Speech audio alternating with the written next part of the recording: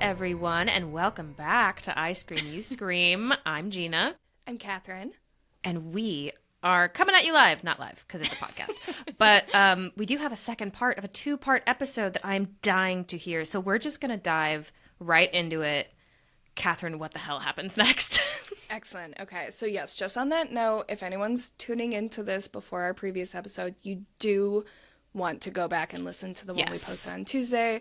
This isn't like you will be very lost because I'm not giving much of a recap. But the small recap I will give is back in 2017, a cartoonist in New York City was live tweeting about this haunting he was experiencing from a little boy ghost with a dented head named Dear David. So this is kind of where we are at this point. He's been haunted for, what would that be, 3 months? 4 months? I think 3 months since he's been tweeting, but 4 or 5 months since he's started experiencing the haunting. So where we left off, that's kind of where we left off. Just go back and listen to the previous episode because I'm not going to recount the whole thing. Okay, so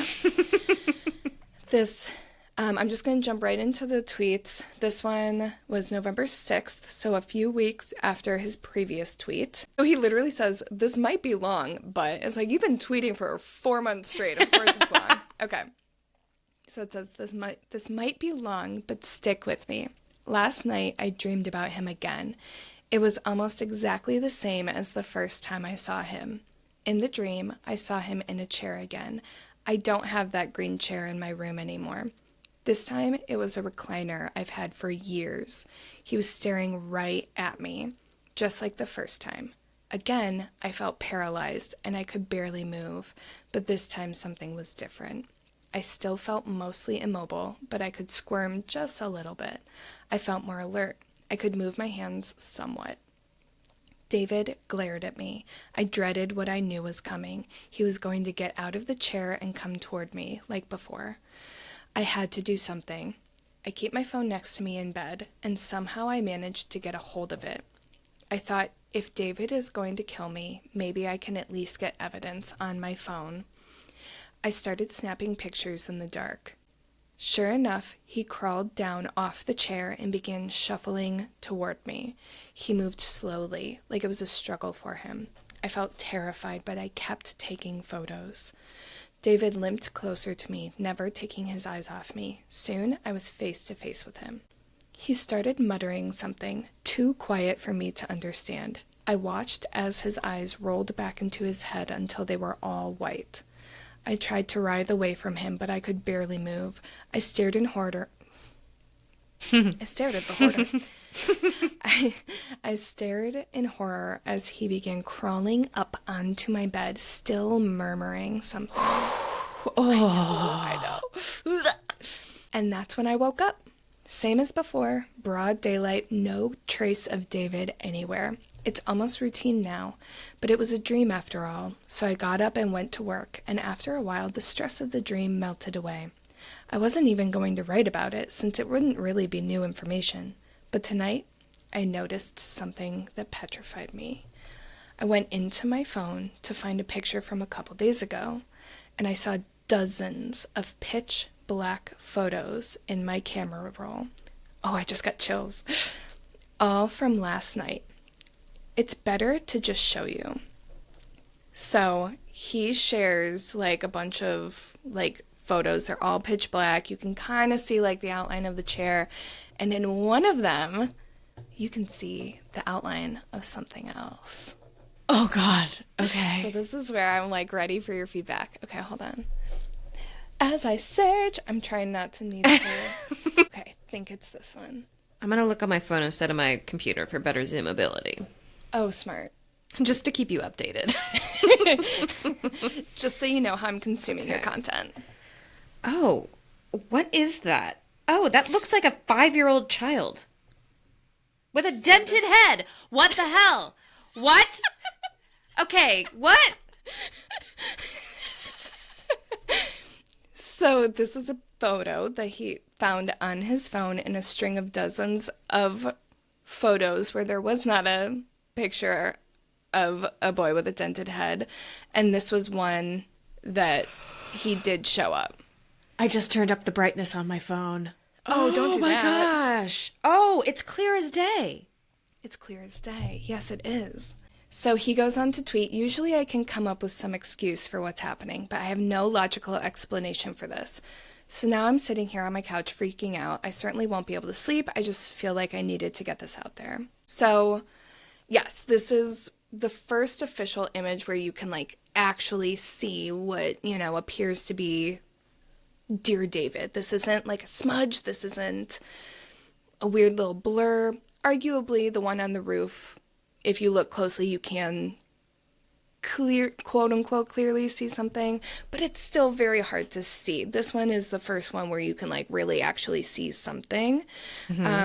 So this is where it gets very polarized. Like, people are like, oh my god, this is like the most compelling image of a ghost I've ever seen in my life. Others are like, fuck this is clearly a doll, like blah blah blah blah blah. This is the point where I am going to admit, when I was consuming this content back in 2017, I wasn't looking at the pictures because I was too scared. Yeah, relatable, yeah. The first time I ever saw the pictures without, like, looking through my hand like this, like the way I watch horror movies, was when I was researching this episode. So, all these years, I have, like, vague images of what the pictures might look like because I was too scared to look at them head on. So kudos to you for turning the brightness all the way up. I did not even do that when researching this episode. So I was in the camp that this was all real. Like, I was still, like, very strongly, like we said at the end of last episode, there could be logical explanations for all of this, but I was, like, choosing to believe this was a haunting based on several factors. So this is where we are. And he's quiet for a couple of weeks again, or maybe about a week. So on November 17th, he tweets, "For everyone asking, yes, I'm alive. I've been on the quiet side because there's something I'm trying to investigate and I'm not sure how to yet. I'd rather not tweet unless I have something substantial to share. It's sort of hard to explain the logistics of what I'm trying to find out, but I'll do my best. Basically, there's a part of my apartment that I'm just now learning about. At least that's what I think. To refresh your memory, I live in a duplex. I used to live on the first floor, but now I live on the second. It's a long, boxy building that looks over the business next door, so that's why he could see onto the roof so easily. His window basically looks out onto the roof that's like a floor shorter than his building. The other week, I was tweeting the most recent update from the living room couch. About 30 seconds after I sent the last tweet, I heard a thump directly above my head, as if someone above me had dropped something on the floor above, which is impossible since I'm on the top floor apartment. There's also no way to access the roof. There aren't any ladders on the outside of the building. The only way you'd get onto the roof is through the skylight in the hallway. There are no trees in the immediate vicinity either. It definitely wasn't the pipes. It was distinctly the sound of something falling on the floor. My building is old and makes lots of noises, but this was a new sound that startled me. And I have to pause on that because that is so real. Remember when I first moved into this place and literally every text between me and Phil was, "What was that noise? Was that you? What was that? Did you hear something?" Because we were new to the house. Now we know what sounds are the house and what sounds are the ghosts. Like, we can tell at this point. Like, we know when it's just the house shifting. So you know the sound of your own house. And he has been in this apartment for several months at this point, and that is plenty of time to learn the sound. So if you hear a sound that is not a sound your house makes, that is alarming. Like, I just get that vibe so hard. And this was, sorry, what time of day would it have been at where this happened? Is it, what I'm asking is, like, is it possible that, like, someone was doing maintenance on the roof, maybe? So that is a good question. You're about to find out why that is not possible. But yes, that's a good question because I don't know. I don't think he distinctly says what time. That's something we could find out because he said this was happening shortly after he was sending the tweets of the last update. And for those listening and for your information as well, because I have not said this yet, I found all of these tweets archived in one long webpage that I will be sharing the link to for anyone who wants to read through all of this yourself. There are a couple of scenes I'm cutting out because this is the longest story ever. But yeah, so that you can see the timestamps of the actual tweets, but I believe he usually posts his updates at night. So it seems like this was happening at night, but I don't know for 100% certain. So okay, cool. Definitely wasn't the pipes. New sound startled me.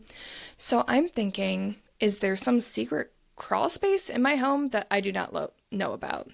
I look all over my apartment, but I cannot figure it out. I cannot find anything. So I go out into the hallway. That's when something dawns on me. There's no real way to ease into this, so I'll just say it. There's a mysterious hatch in my hallway.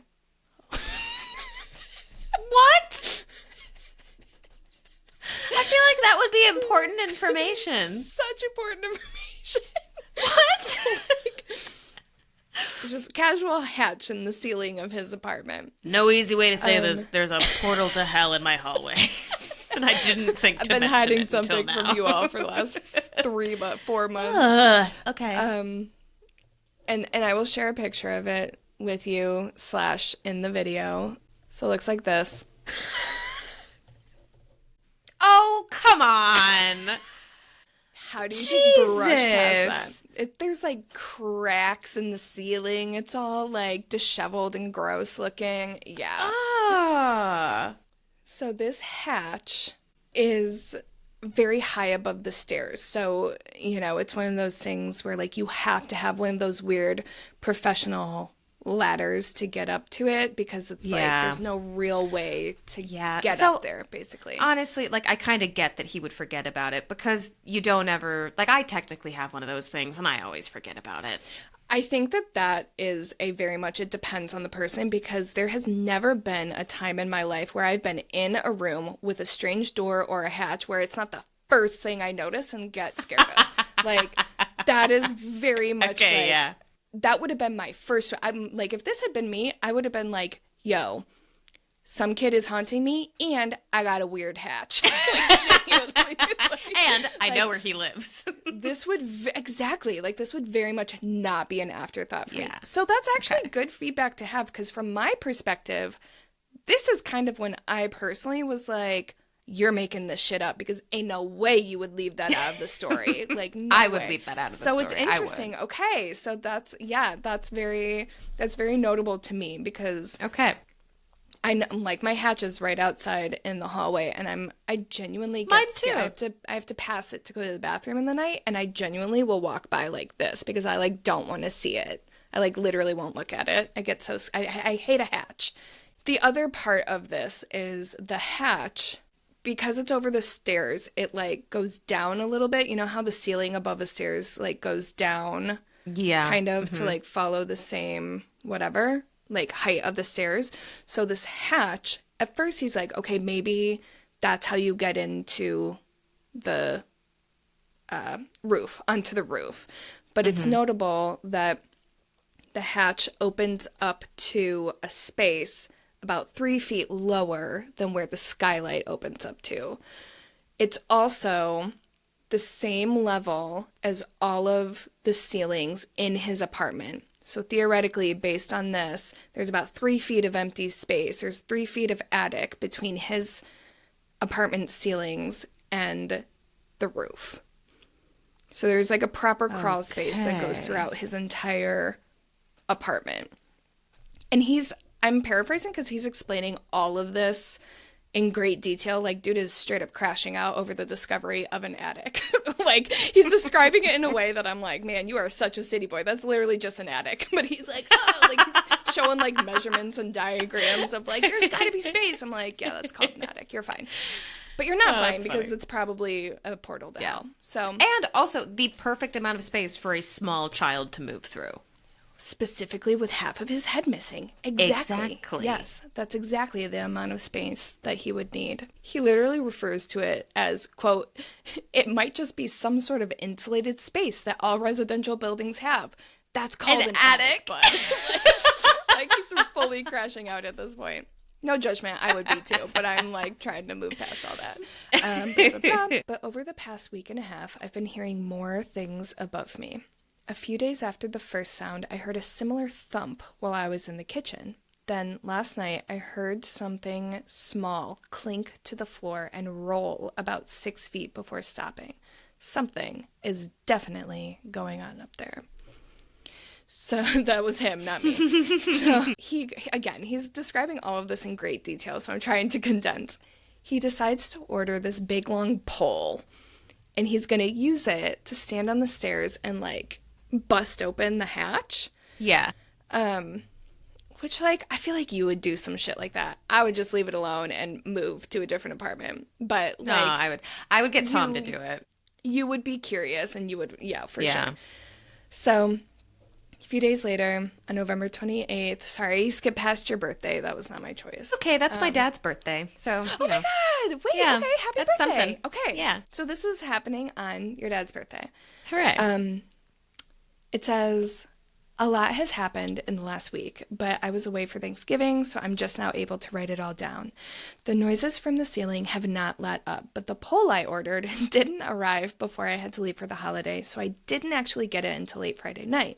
I planned to investigate the next morning and went to bed.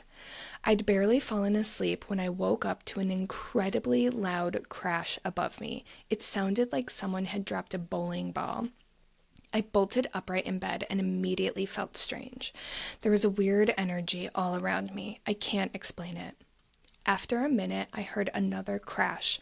I briefly thought about grabbing my shoes and booking it, which is what I would do.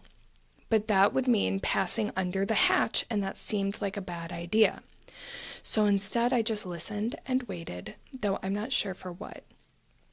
The crash happened again and then again, probably 15 times in a row, followed by a long silence. Then I heard a smaller, creaky sound coming from the hallway. It sounded like a footstep. I stayed still, but there were no more sounds.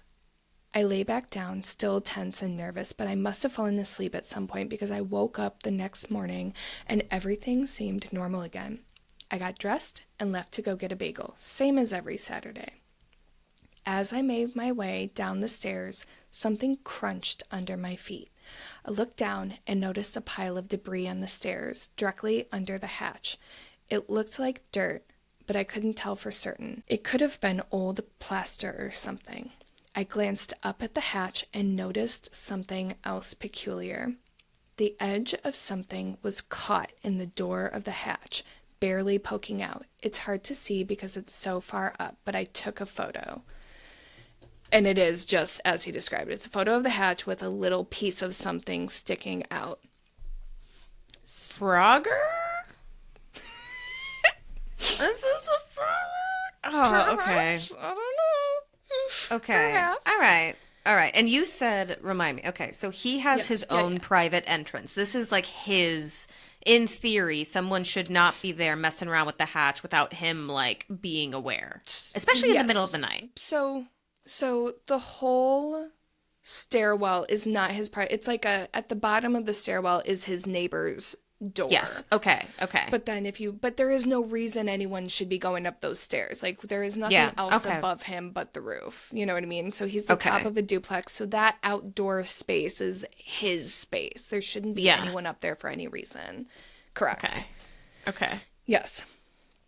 So he goes and gets his handy dandy pole and he sets up his phone at the top of the stairs. So you're like viewing him like pop open the hatch, and when he's doing that, he busts open the hatch and the thing, whatever it is, falls onto the stairs. So he like goes and retrieves it. He shares a picture of what has fallen, and it is a leather shoe. So he was thinking the same thing, like there is somebody in my attic. Like at this point, it's almost like this could be completely unrelated to Dear David. Like, there's just someone living in this attic, you know? Mm-hmm. So he calls the landlord because he's like, there's something going on in the attic.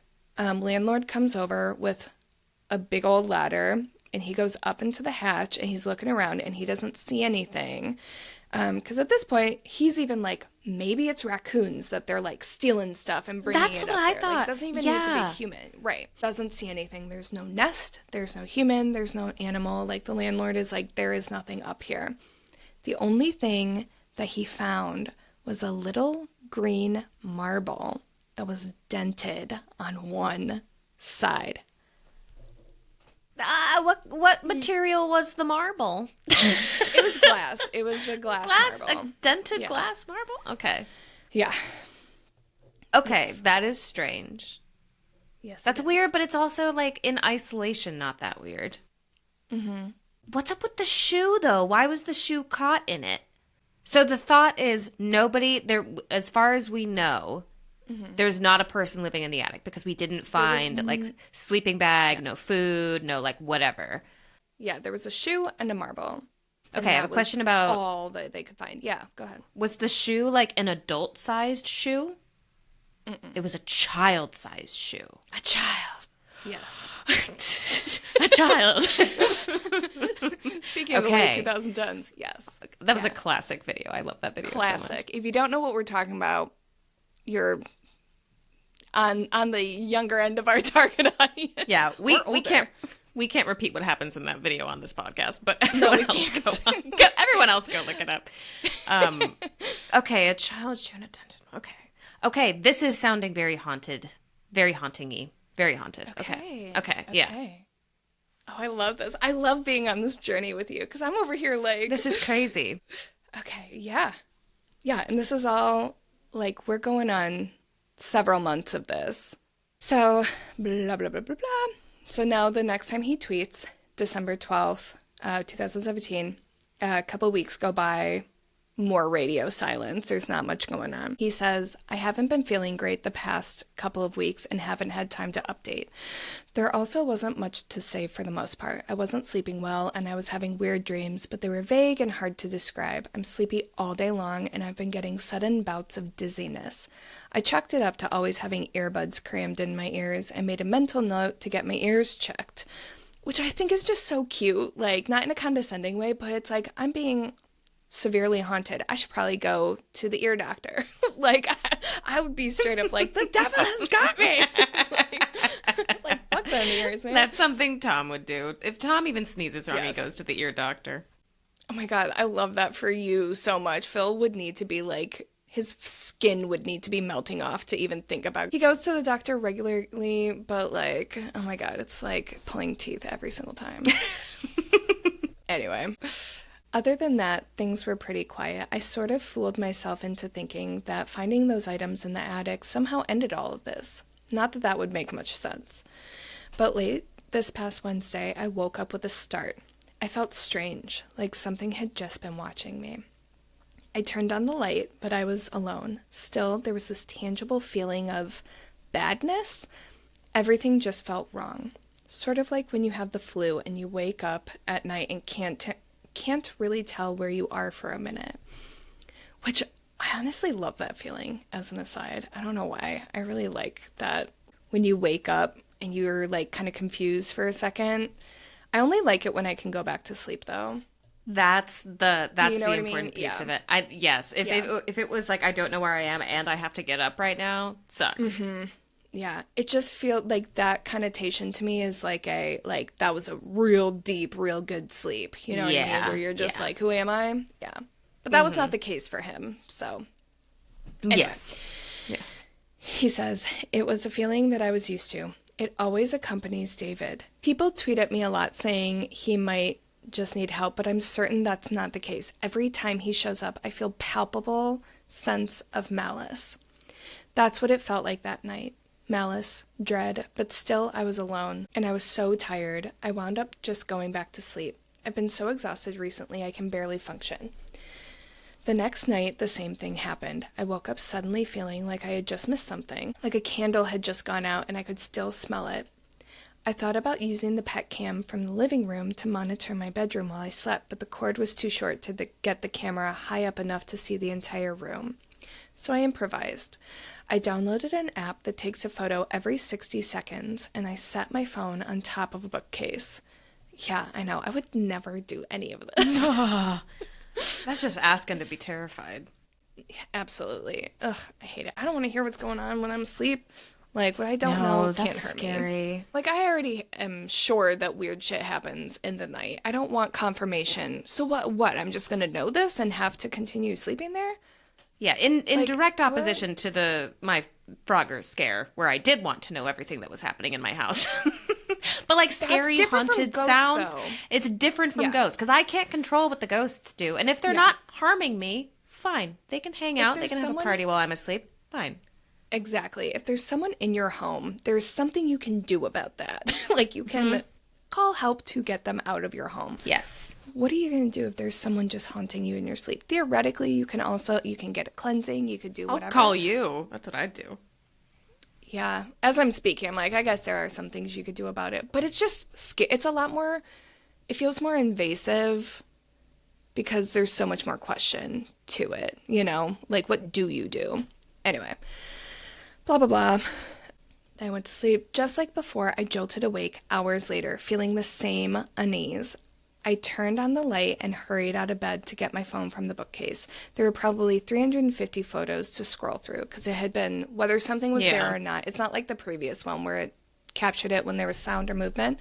It was just every minute it was taking a picture. The vast majority of them were me sleeping in an empty room.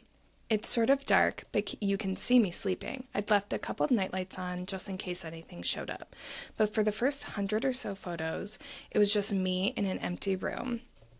Then, suddenly, he was there, standing on the chair at the foot of the bed, staring at me. And I'm going to just roll through this, and then I'll show you the photos afterwards. In the next photo, from a minute later, he seems to be staring straight up at the ceiling, just staring at it. Then he appears to collapse on the chair. The next dozen photos are all the same. He's there, but completely lifeless. At first, I thought he was dead, which obviously doesn't make any sense. I looked over at the chair, still expecting him to still be there, but it was empty. But then, in the next photo, he's gone. The room is totally empty again. He's gone in the next several photos, too. I figured maybe that was it, but I kept swiping through. About 15 pictures later, he was back, standing next to the bed. It was just like the last time I saw him. That's when my heart started to race. I didn't want to look at the rest of the pictures, but I knew I had to. I swiped to the next photo and my heart sank into my stomach. He was on the bed now, inches from me, staring down at me sleeping. The next one is worse. In the next photo, he's staring right at the camera. After that, there's nothing. He's gone again, and the rest of the scroll is just me alone in my room. That is until the last photo. Then he shares an image of what appears to be a child's head right in front of the camera. I'm going to share them with you now. Sweet. I'm cool with that. Yeah, I'm fine. I'm glad we're doing this during the month where we're drinking. That is making this exponentially easier. Ew, ew, ew, ew, ew, ew, ew, ew, ew. Ah! Oh, I don't know why the texture of the hair is really freaking me out. Yeah, it's weird. Why does his head change shape so much? Okay. And then the one where he's the kid standing on the bed, the face looks really demonic. Yes, it does. Like, I guess you could fake this, but... Because this was also... This was before the days of, like, AI-generated imagery. So when you saw a picture, you more or less trusted it. Like, not 100%, because we knew, like, people could doctor things, but it was a more, like, specific skill set. And I don't know anything about Photoshop and this kind of thing. I do feel like wouldn't this be tricky to do? Because the picture looks like it's very grainy and, like, would that make it more complicated and I don't know. This would be tough to do in Photoshop. Yes, I'm wanting you to, like, go through your emotions because, like, I have, we'll go through, we'll go deeper into that. Okay. We'll go deeper into that. Like keep feeling what you're feeling. I'm going to continue and we'll dissect in a little bit. Okay. I'm good. He says, I'm at a loss for words. That malformed ear, that stringy hair. Gina's going through the same thing, Adam. The hair, yes. It's the hair. I didn't even know what to think. I looked all over my room, but I couldn't find anything. And honestly, I've been so exhausted, I didn't know how to process it. Even now, all I want to do is just sleep. So then that tweet happened at the beginning of December, and he didn't tweet anything again until January 2nd. He mentions that he went to Montana to visit his family for the holidays, and he shared that he started to feel better almost immediately after leaving the city. He was less tired, less groggy, and just feeling a little bit like freer. Like he wasn't feeling David around. Dear David, I should say. He wasn't feeling Dear David around like he was at his place. He goes on to say, up until now, I haven't really entertained the thought of moving, thinking that David would probably just follow me wherever I went. But when I left for Montana, everything seemed to improve, like maybe David wouldn't follow me after all. Maybe he was tied to the house, not me. Being home felt safer, and I managed to relax a little bit. But after a few days, I started to feel strange again. One night, I got up to go to the bathroom, and as I stood there in the dark, I couldn't help feeling like there was something moving outside the bathroom window.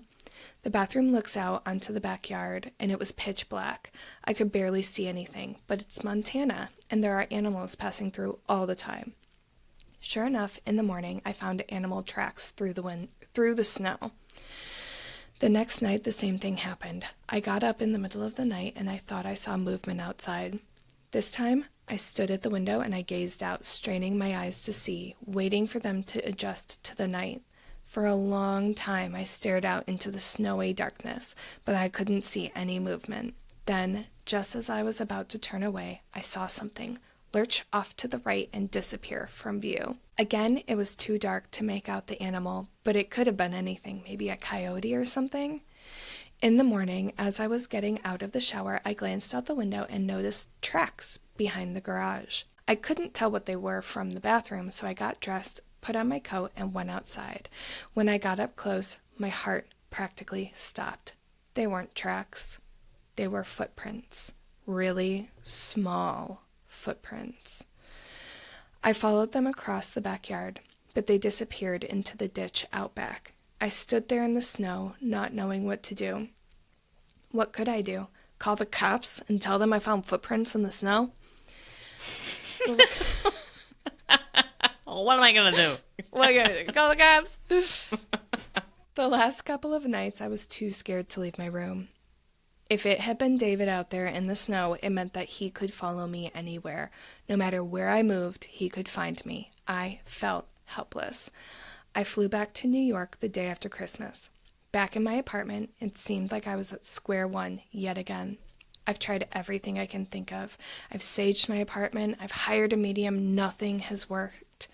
And worse, I still feel him at night, watching me from different corners of my room, always getting closer and waking up at night before something happens. For the past few nights, I've been using my app that takes photos every minute, but nothing has shown up. For whatever reason, it doesn't seem to work anymore, but I've left it running just in case.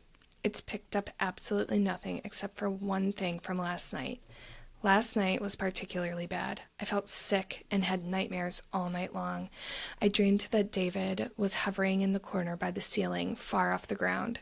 He was mouthing something, but I couldn't hear any words. And then he was hovering above my bed, staring down at me, his mouth moving faster than it should be. I couldn't move. I could only look up at him. Suddenly, he plummeted downward, and I felt this huge pressure crash into my chest. I woke up gasping. The wind completely knocked out of me. I sat up and looked around frantically, heaving for air, but there was nothing there. When I caught my breath, I retrieved my phone from the dresser. The photo roll showed nothing of note except for the last photo taken just a moment before. So, I'll share this last image with you. I'm, struggling to, understand what exactly I'm looking at. It's just, an odd blur of what appears to be, it kind of looks like theoretically David is on the bed, but it's so blurry that it's hard to tell what it is. The hand looks particularly, it's very, claw-like. Yeah. If there wasn't a hand, I don't think I would know what I was looking at. Yeah. Like, That it looks looks really like... freaky. So if you compare it to the previous photo, it's in the same... The camera's in the same spot, but just zoomed in. So it looks like this is meant to... It looks like this is meant to be showing, like, David falling onto him. But it's very blurry and hard to tell. Yeah. So the vibe is David seems to have, like, fully... Not that he hadn't before, but, like... David seems to have, like, fully infiltrated this guy at this point, right? Like, he's, like, making physical contact now. So a few weeks go by, don't really get any information, you don't really get any updates, but then Adam posts a selfie with a friend to his Instagram story while they were out to brunch, back to his normal social media presence. He then goes on to say that a bunch of people have replied to the story asking if he was okay. And he was like, what is going on? I don't understand what's happening. And he shared a screenshot of what they had, like, people were sending him screenshots of, like, what they were seeing. And it's basically, like, a very glitchy photo and pixelated. Like, it looks... Again, like that electrical interference, like it's all like colorful and pixelated and weird. And over the spot where his head is supposed to be, you can kind of see like a pixelated Dear David looking thing. Okay. So this first version is what he posted. Okay. So a quick glance looks completely normal and fun. What I'm about to send is the screenshot that he was apparently getting from people and what they were seeing on the glitched out mode.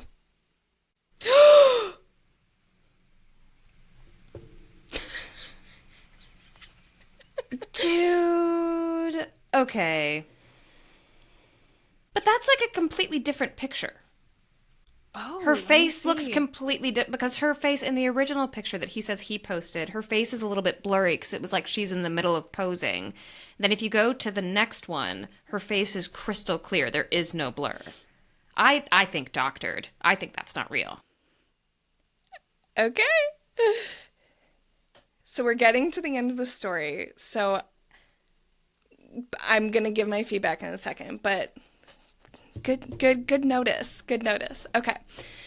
So after this, there's very little update on the topic. Few weeks later, he shares a video of his cat hissing at the camera with no caption or commentary. Then a few days after that, he simply says, everything is fine. Then a full month later, on February 14th, he says, please don't worry about me. I'm okay. Everything will be like it was before. Smile emoticon. And that was it. Nobody ever heard about Dear David ever again. It was never mentioned again. He did, like a few months later, he did post another, like, I'm just working on projects, I'm just minding my business, blah, blah, blah, that type of thing. The next time anyone would hear about Dear David was 4 months later when BuzzFeed Studios announced that they were making a movie called Dear David. I think we have our answer. So, it's interesting you say that because everyone felt the same way and everyone was like, okay, this was a hoax. Because yes, that was a different selfie. The woman's head was faced in the complete opposite direction as it was in the first photo. But that's not the first inconsistency that could be found. And I never noticed this. Okay. No one ever commented on this. I noticed this while I was doing research from this episode and reading all of the tweets from top to bottom, the whole 5 months worth all at once. There were little inconsistencies here and there, and one of the biggest ones that I found could be explainable, like could be explained away, when he first noticed the thing up in the hatch. He allegedly noticed that when he was on his way to get a bagel in the morning. But there is a photo where you can see the skylight in that photo, and the skylight is pitch black. Okay. I don't know what time this guy is getting up on Saturday mornings to get bagels, but I guarantee you not a single fucking cartoonist in New York City is waking up before dawn just to get a bagel on a Saturday morning. Do you know what time of year it was? Because that could play a part in it too. Like if it was dead of winter. It was winter, but that still would have needed to be, it was pitch black outside. There was no light coming in this window whatsoever. But he was posting these updates after 9 p.m. at night. Okay. So, like, the likelihood that he was up before dawn to get a bagel is, I just think that's super weird. Like, if you roll out of bed on a Saturday morning and run and get a bagel, like, I don't know his schedule, but, like, I don't know. So I found that very strange. The selfie is very clearly two different selfies. Maybe you could argue, like, in the distortion, in the pixelation, it, like, moves her head. But it wouldn't get rid of the pixelization. If anything, it would make it worse.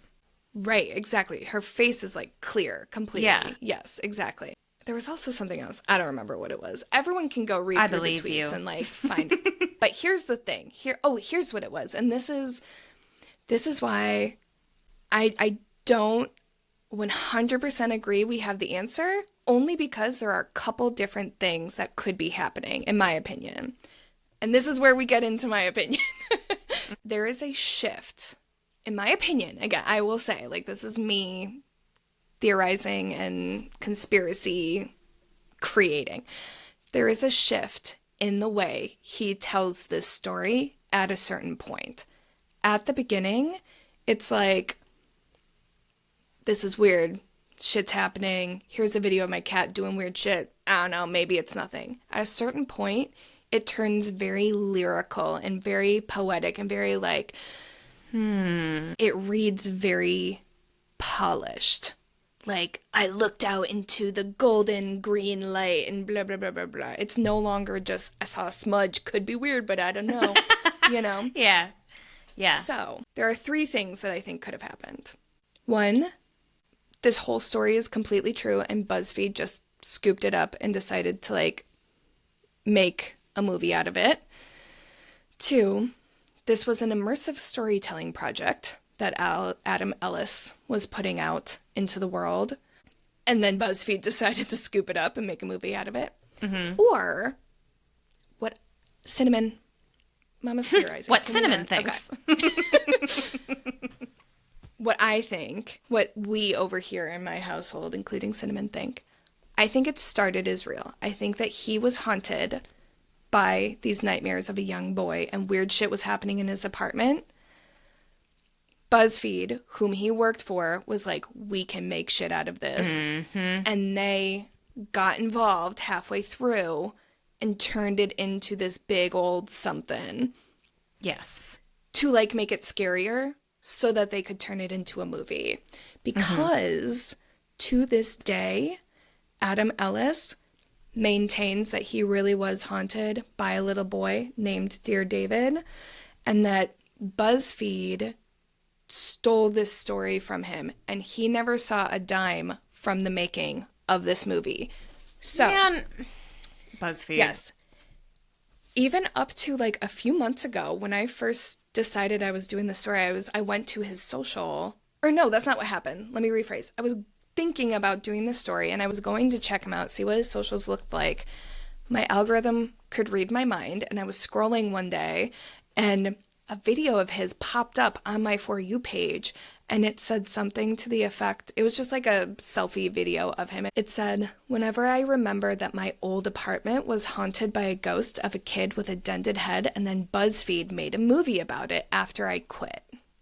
So he's, like, still maintaining that this is a thing, that this really happened. But he's never come out and said, this was not a hoax, this was not a story I was writing, this really happened. So there is still a question mark of, like, is this still just part of the story? Because remember, he's a cartoonist. He's an artist that, like, tells stories like this. And he does have multiple... Yeah, I know, bud. He does have multiple graphic novels that are horror graphic novels. And there are, like, pieces of this story in those books. Like, you can see something weird happening through a peephole. You can, like, see all this stuff. Yeah. But, like, art imitates life, but also life imitates art. Like, it's very much a, like, which came first, you know, the haunting or the story, you know? The movie is horrible. I've never watched it. I've seen pieces I was of gonna it. ask, yeah. I've seen clips of it, mostly from it's one of those movies that it is objectively agreed that it is a horrible movie. Like, it has like a 4% on Rotten Tomatoes. Like, it is just objectively bad. I found a review of it from Wired, and hold on one second. God. They described it as, quote, a journey to the psychedelically cringe heart of the 2010s internet. And it described it as a tepid attempt at horror about a narcissistic blogger as he's menaced by a ghost with an oddly wholesome anti-cyberbullying agenda, which had nothing to do with the original story. That was like That the is theme. so Yes. BuzzFeed. It's so Yes, it BuzzFeed. Wired straight up says, quote, Dear David is not a good movie. Oh, It God. then says, this is my favorite part, but it is the most epic bacon amazeballs doggo I can have cheeseburger film of all time. Honestly, it's kind of selling it to me. I kind of want to watch it now. Me too. I know, me too. They described it as an ironic mustache finger of a movie. Oh, Jesus Christ. Okay. So this is where we are now. Like, the movie is out. The movie was optioned in 2018, shortly thereafter. Like I said, it was announced a couple months later. So he was still there. Like, I don't want to say he gave his permission, but it was like implied that he was involved in the decision to make this movie, which is what made people like think this is a hoax. This was a marketing ploy. Movie never gets made. Fast forward to 2023. Adam Ellis no longer works at BuzzFeed. BuzzFeed still owned the rights to the movie though, so they end up making it. And he didn't work at BuzzFeed anymore, so that's why he didn't get any money from it. So all of this is to say, I'm going to go on record saying my official opinion is I don't like the word hoax. I do not think it was a hoax. I choose to believe it started as a real haunting that inspired a larger story that may or may not have been real and then inspired the movie. But the deeper we got and the more evidence there was, like, it is very creepy. But to answer your question previously, that I didn't want to say anything until we were done, that would be very difficult to Photoshop. It would not be difficult to use a doll. I didn't even think about using a doll. And with resources like BuzzFeed, like, we really cannot overstate how huge BuzzFeed was. They must have They had. could very easily have made So a weird easily. demonic dented, yeah. Yeah. Yes. Yeah. Agreed. Okay.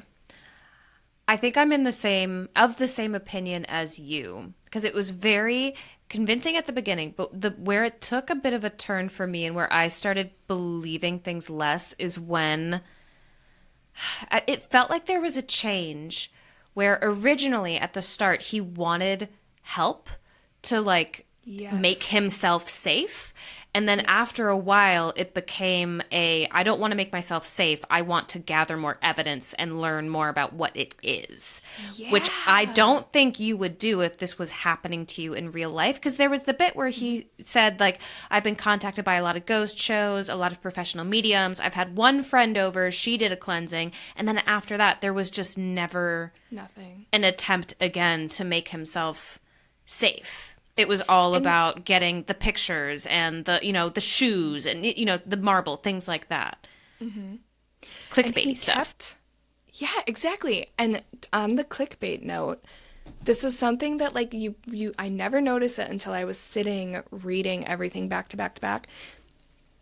I removed a lot of it just because I didn't want to be repetitive in this episode. I know I left a lot of them in, but he ended almost every thread with, like, I just don't know what to do. Like, I'll let you know when I figure it out. And it's like, that feels very scripted. Like, I don't know how else to, like, you can't just keep saying this and then not try to figure it out. Like, you're not trying to figure anything out. You're just trying to find things to post, Especially if, like you were saying, people were responding and saying, hey, do this, do this. We can help with this. Use these resources. And he was receptive at the start. He was saging. He was doing using the salt. salt. And then by the end, he's crawling up in attics. Like, what? Yeah. Yeah. Yeah. So, okay. Again, like, I don't want to call it a hoax. That feels not correct the way I'm understanding this story. But I do think that I agree. Like, I do think there was a shift, and I think it turned into an immersive creepypasta, basically. But I do think he was haunted, and I do think that BuzzFeed did cheat him. Which, from what I've heard about BuzzFeed, it sounds like an insanely shitty... like, it does not treat its people well. Yeah. It was a millennial, quote-unquote, news place in the early 2000s. None of them treated anyone well. It was very, like, they paid you, like, a cent a word for your articles type. Yeah. Like, yeah. And, you know, I wouldn't be surprised if the reason why he hasn't come out saying, oh, BuzzFeed, like, stepped in and, you know, editorialized my story or whatever. It wouldn't surprise me if BuzzFeed made him sign something that said he would never do that. For legal reasons, right? Yes. Yeah. Yeah. Because he has said, like, that I never saw a dime from this movie, but he's never come out and said, well, to my knowledge, based on what I could find, he's never come out and been like, fuck BuzzFeed. It's always been, like, implied, like, I did not make money from this. They made this movie after I quit. It's always been very buttoned up. So, yeah, I never even thought of that. Yeah, that could be it. I will say, though, I mean, kudos to him. It's a phenomenal story. It's a great story. He's a great artist. I have one of his books, and it is great. I bought it as a result of this episode. Oh, nice. I did not previously own it, but it's spooky. Like, he is a good storyteller, and that's why I don't want to say hoax, because I'm like, a hoax implied you're just an internet troll trying to be a piece of shit. Mm-hmm. Like, he created a good story that will continue to be told. So, like, even though I'm sitting here dissecting it and trying to figure out what's real and what's not, I am not doing it with disrespect. Like, mad props to Adam Ellis. Like, I genuinely, like, shout out to him, because the fact that we're even still like, is this real? Is this fake? Most stories like this are just assumed to be fake. So it's like the fact that people are to this day still believing it and I don't know, maybe we're wrong. Maybe this is genuinely like a real story, but it's just the movie that made everyone like, yeah. I don't know. But you know what? That's something else that I think about a lot. Like, in one of the recordings we did within the last like month or so, we were talking about how if we were ever like witnesses to a crime and we were interviewed by the cops and they asked us what we were doing on that day, we wouldn't know. We wouldn't remember. And in that same vein of like not trusting like my own kind of judgment or memory sometimes, if this genuinely is a true story, if all of these things genuinely happened, if those pictures are 100% real, that little ghost boy was actually in his room, there would still be a part of me that didn't believe it.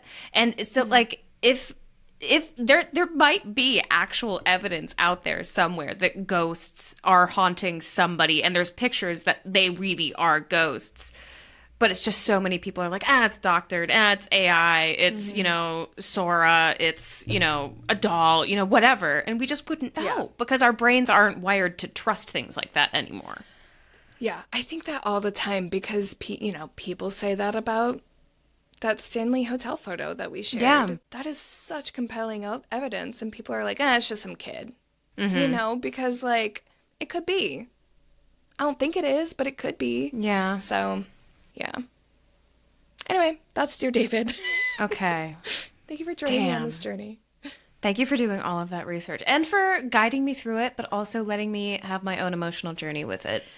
That was very nice of you. Yeah, I really thought that part of the reason I didn't tell you my thoughts is because I was really curious what you were going to think about the pictures of him like standing on the chair in bed and stuff. Because I was like, this was the spot where people were like, no, this is fucking fake. So I was curious what your reaction to them would be.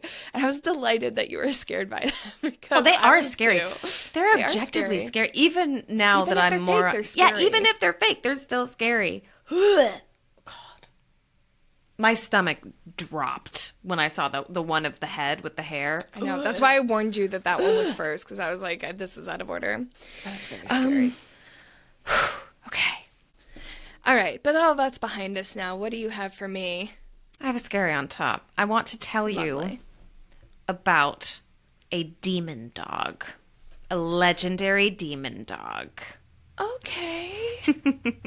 His name is Black Shuck, aka Old Shuck, or just Shuck. And he, like I said, is a supposed demon dog that prowls around Eastern England. And I find him fascinating. Yeah. So if you've ever heard a story about like a big black dog being an omen of doom and gloom or whatever, this is one of those stories. But it's specific to East Anglia, the eastern bit of England. And stories about Shuck specifically date back to at least the 1500s. Some people think as far back as the 1100s. So we're working with like centuries and centuries and centuries worth of lore here. And he's still something that gets brought up and, quote, spotted today. And the lore tells us that if you go walking in places like graveyards, crossroads, or dark forests in East Anglia, you might catch a glimpse of an absolutely massive, shaggy black dog with huge, fiery eyes walking soundlessly through the countryside. And also, some of the stories say that instead of two huge fiery eyes, he just has one massive eye, kind of like a dog cyclops. I have a hard time picturing that because it freaks me out. So in my version, he just has two eyeballs. That's cute. But I do, for a second, I want to land on the locations that Shuck appears in because I find them really fascinating. Graveyards, crossroads, forests, like those are all very common in the stories about Shuck that we have. But also we see him a lot near big bodies of water. Including the coastline, because that's like right on the coast. So these are all places where you might feel a bit uneasy or a bit nervous anyway, particularly centuries ago when, you know, going out and traveling alone in the countryside was seen as more dangerous than it might be now. But also the crossroads part, I think, is really significant here. And I know we've both been watching Supernatural. How far are you in it now, by the way? Not far enough. They're taking it out. By the time this is published, it will be off Netflix. So I'm trying real hard. I'm like about to start season 2. I'm not far enough for comfort. Okay. But have you gotten to any of the crossroad references yet? Yes. Yeah. Okay. Yes. And that is like a thing. That's like it's a total thing. Yeah. Yes.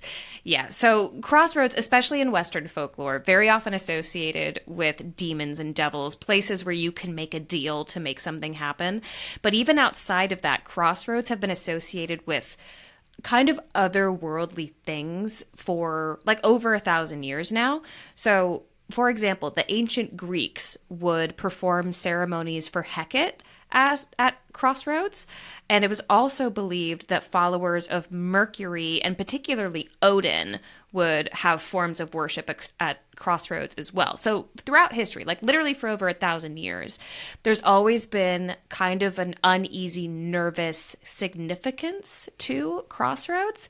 So for Shuck to show up here, I think makes a lot of sense to me because stories like this are kind of born out of fear. Like you see a normal sized dog, but you're scared. So in your memory, it turns into a massive dog, that kind of thing. But also there's an extra layer of this, which is that a lot of people think that the legend of Shuck actually came to England when the Vikings did. And that originally Shuck in the stories was Odin's dog. And he just has been separated from him. So, and I will say, there's not super strong evidence to support this being the case. But when you're talking about stories this long ago, particularly ones that cross an ocean to get to a specific place, like, there's not going to be super strong evidence because, Vikings weren't like absolutely massive on recording things that they were doing. So anyway, but the crossroads piece, in particular with the association with Odin, really speaks to how significant the fear of seeing Shuck was/is. It's the fact that we ascribe one of the most like powerfully intimidating liminal spaces to this one particular dog, which again makes a lot of sense the more you know about him. So the name Shuck itself comes from an Old English word that means devil or demon. And if you see Shuck while you are wandering the countryside, you are supposedly doomed to die within a year. That's what it means. And the thought here, it's not that Shuck causes you to die. It seems to be more like he's warning you that you're going to die. Okay. Which is like kind of, for a dog that's like a demon dog, a bad guy, a villain, that does seem kind of nice. Okay, you know what's so funny? The description of him very much matches Mothman. A big black creature with glowing red eyes. Yes. What if Mothman is Shuck?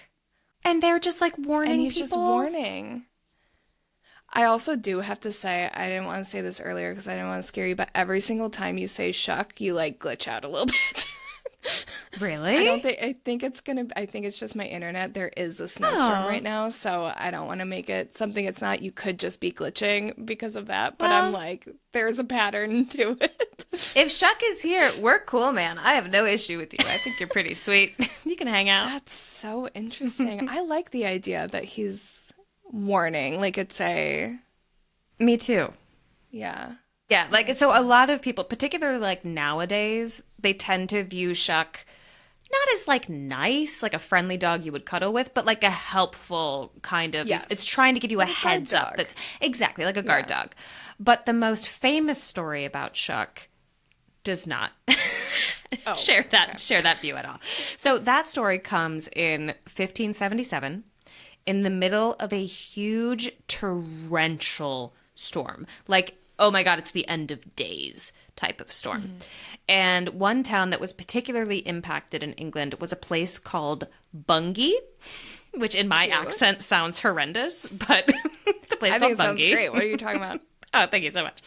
So the residents of Bungay, while this storm was all going on, they gathered in their local church to pray for safety from the storm.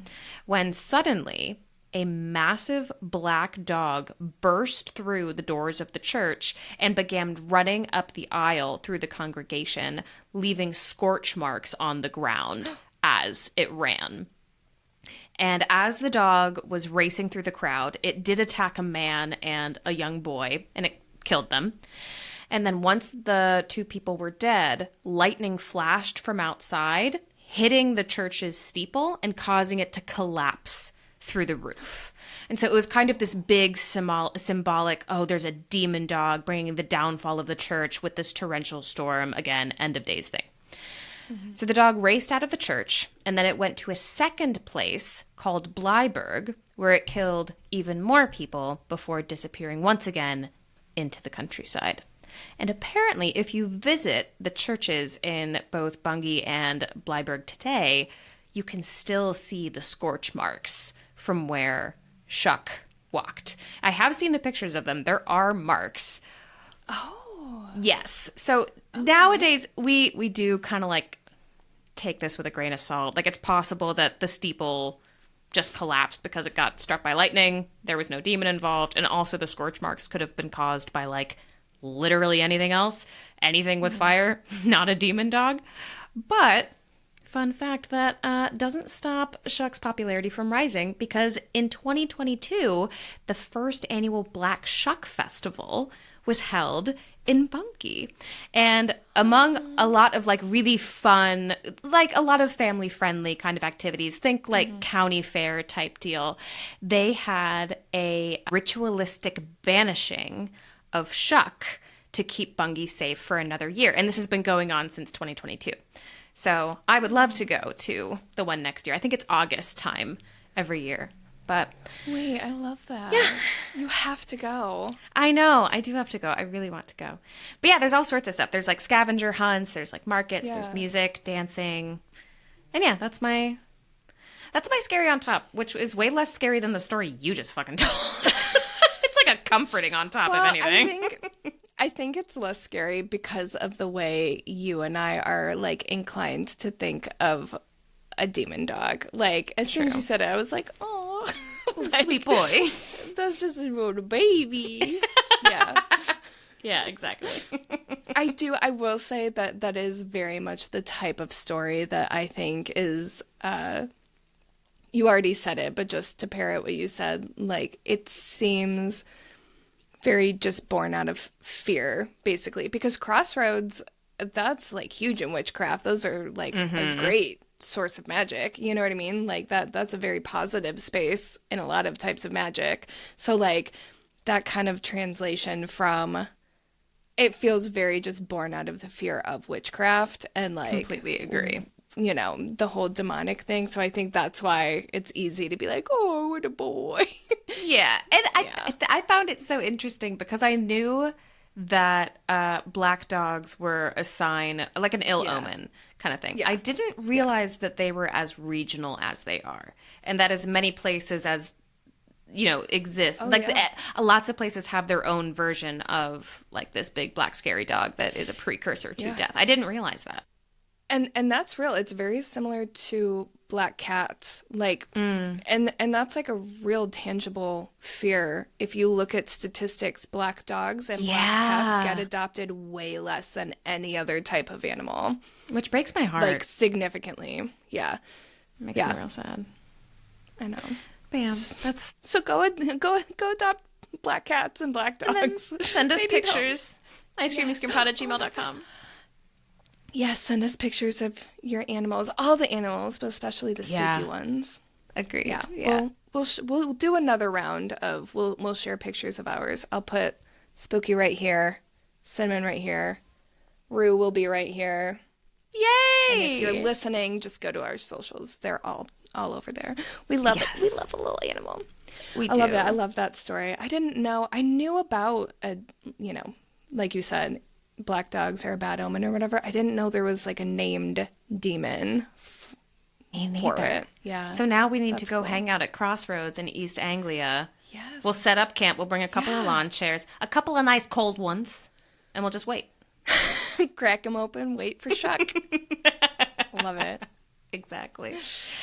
But until then, this is a smooth transition. We'll be hanging out on Patreon, which Yes. you can also hang out on if you so choose. Link is in the show notes.